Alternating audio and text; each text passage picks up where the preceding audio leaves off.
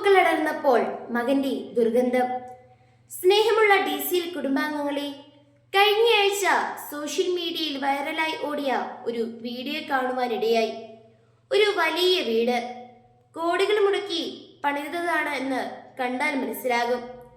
വീടിനകത്തും പുറത്തും നിറയെ പോലീസുകാരും നാട്ടുകാരും. അകത്ത് കയറിയിട്ട് പുറത്തിറങ്ങുന്ന എല്ലാവരും തുവാല കൊണ്ട് മൂക്കും വായും പൊത്തിപ്പിടിച്ച് പുറത്തേക്ക് ഓടി വരുന്നു. ചിലർ ഛർദിക്കുന്നു. ഉത്തരേന്ത്യയിൽ മധ്യപ്രദേശിലെ ഇൻഡോറിലാണ് ഈ വീട്. എന്താണ് സംഭവമെന്നറിയാമോ? ആ വീട്ടിൽ ഒരു ദാരുണ സംഭവം നടന്നു. വീട്ടിൽ നിന്നും കനത്ത ദുർഗന്ധം പടർന്നപ്പോൾ നാട്ടുകാരാണ് പോലീസ് സ്റ്റേഷനിൽ വിളിച്ചു പറഞ്ഞത്. പോലീസ് വന്ന് നോക്കുമ്പോൾ കണ്ടത് ഞെട്ടിക്കുന്ന കാഴ്ച. അച്ഛനും അമ്മയും മരിച്ച് അഴുകിക്കിടക്കുന്നു. അച്ഛൻ മരിച്ചിട്ട് 30 ദിവസവും അമ്മ മരിച്ചിട്ട് 20 ദിവസവും ആയത്രേ. കൂട്ടുകാരെ, ഈ അച്ഛനും അമ്മയ്ക്കും ഒരേ ഒരു മകനേ ഉള്ളൂ. അയാൾ അമേരിക്കയിലാണത്രേ. വാർഷിക വരുമാനം 1 കോടിയോളം വരുമെന്നാണ് കേട്ടത്. എന്നാലും 2 ജീവിതങ്ങൾ സമ്പൂർണമായി സമർപ്പിച്ച് വളർത്തിയ പുന്നാര മകൻ മരണനേരത്ത് പുതയ്ക്കാൻ ആ മാതാപിതാക്കൾക്ക് 1 കോടി മുണ്ട് പോലും കൊടുത്തില്ല. സ്വന്തം കാര്യം സെറ്റായി കഴിഞ്ഞപ്പോൾ അവൻ സ്വന്തം മാതാപിതാക്കളെ മറന്നുപോയി. വാർദ്ധക്യം ബാധിച്ച് രോഗം വന്ന് അവശരായി സഹായത്തിനായി ഒറ്റയ്ക്കിരുന്ന് നിലവിളിച്ച ആ മാതാപിതാക്കളുടെ അവസ്ഥ കൂട്ടുകാർ നിങ്ങളുടെ ചിന്തയ്ക്ക് വിഷയമാക്കണം.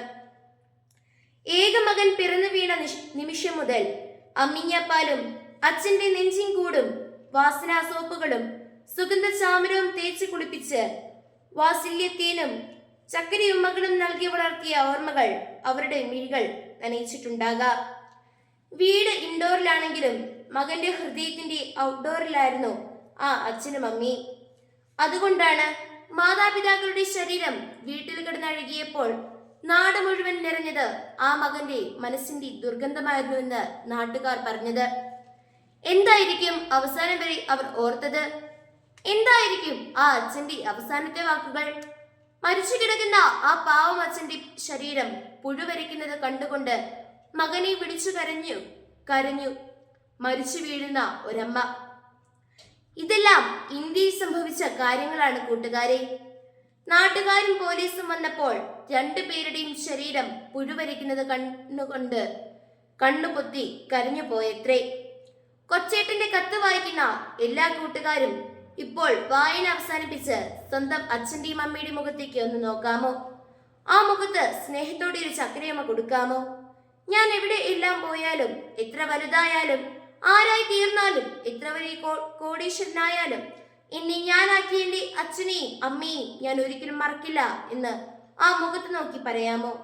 പ്രിയ കൂട്ടുകാരെ, ഈ ഒരു കാലം ഉപഭോഗ സംസ്കാരത്തിന്റെ രാക്ഷസ വാഴ്ച കാലമാണ്.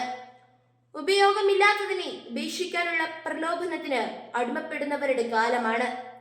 അതുകൊണ്ടാണ് പല വീടുകളിലും എത്ര സ്നേഹിച്ചു വളർത്തിയ മക്കളാണെങ്കിലും മക്കൾ വലുതായി കഴിയുമ്പോൾ മാതാപിതാക്കളെ കൊണ്ട് ഇനി ഉപയോഗമില്ല എന്ന് തോന്നുന്നത്.